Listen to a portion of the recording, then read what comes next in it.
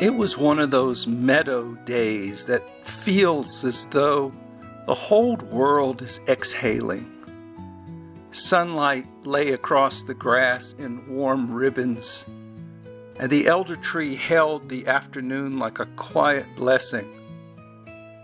Zeff had settled into the hammock, strung between two low branches. Mila's worn poetry book rested on his chest, gently rising and falling as he drifted in and out of sleep. A faint breeze played with the pages, as though the poems themselves were breathing with him. Along the nearby path, Sati walked with an easy, unhurried step. She wore her wide-brimmed gardening hat and carried a woven picnic basket, bound for the small pond where the river slowed and gathered itself before wandering on. When she noticed Zeff in the hammock, she paused. Something in the scene, sunlight, hammock, the elder tree. It felt tender, so she approached with quiet care. "Hello, Zeff," she said softly, not wanting to startle him. Zeff blinked awake, then smiled when he saw her. "Oh, hello. I must have dozed off. This poetry made a fine lullaby." Sati laughed gently. "It looks like it." There was a brief and comfortable silence. Then Zeff asked, "How is old Fern today?" Sati set the basket down and folded her paws loosely. "A little better. The swelling has gone down some, but she still cannot move around as she once did. I sit with her each morning, make tea, help her with herbs. She is patient with the healing." "I'll visit her tomorrow," Zeff said quietly. "She has cared for so many. It seems right to return the kindness." Sati hesitated, not from doubt, but from shyness. Then she said, a bit softly, I was on my way to the pond. I brought some stew and gingerbread. Would you like to join me?"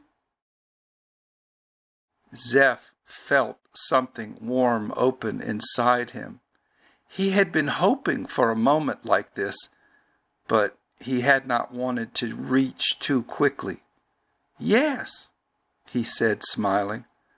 "I would like that very much." So the two of them walked together across the meadow.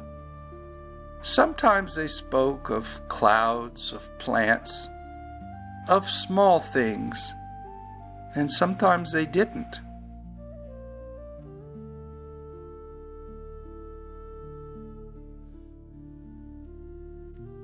The silence felt companionable, like a soft shawl around them both.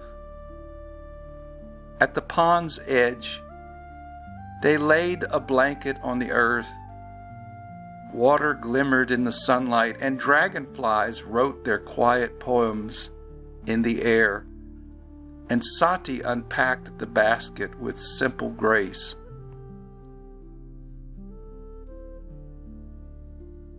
"There is root stew," she said, "and gingerbread. I brought a little jam and berries, if the birds haven't claimed them all." Zeff laughed. "I think we've arrived before they did."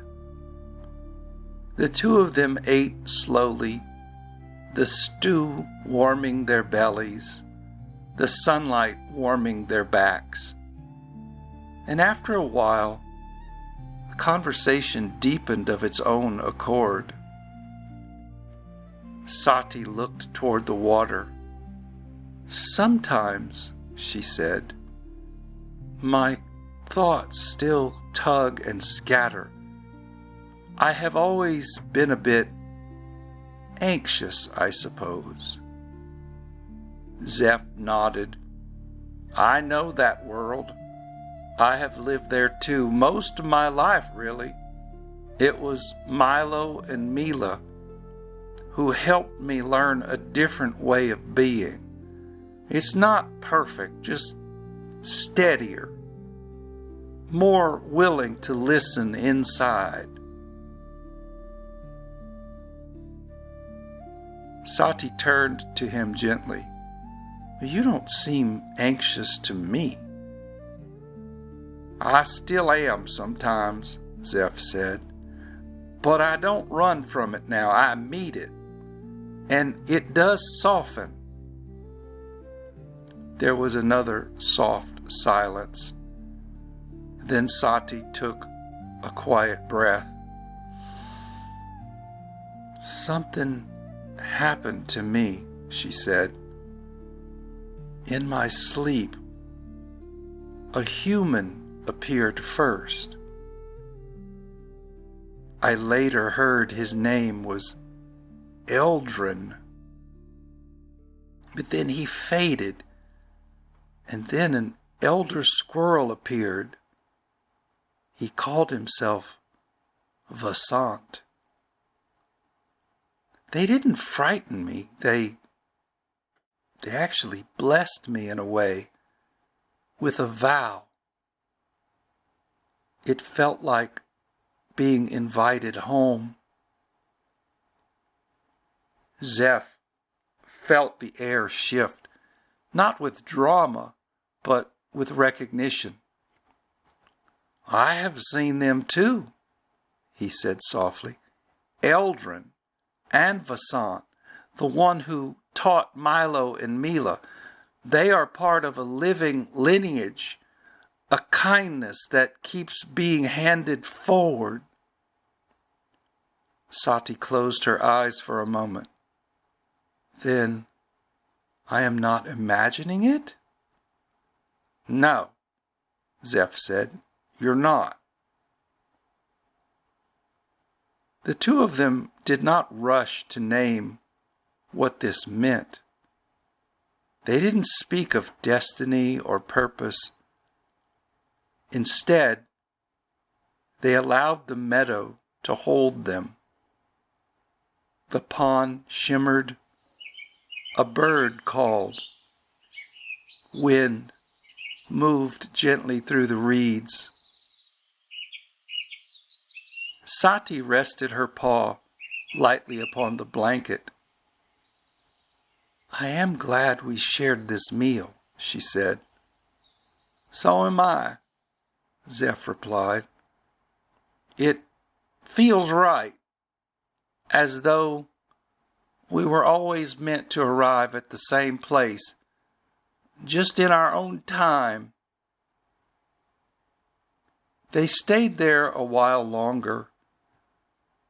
There was no planning, no striving, simply breathing in the same sunlight and listening to the same quiet world, and slowly beginning to realize they were traveling within the same great current.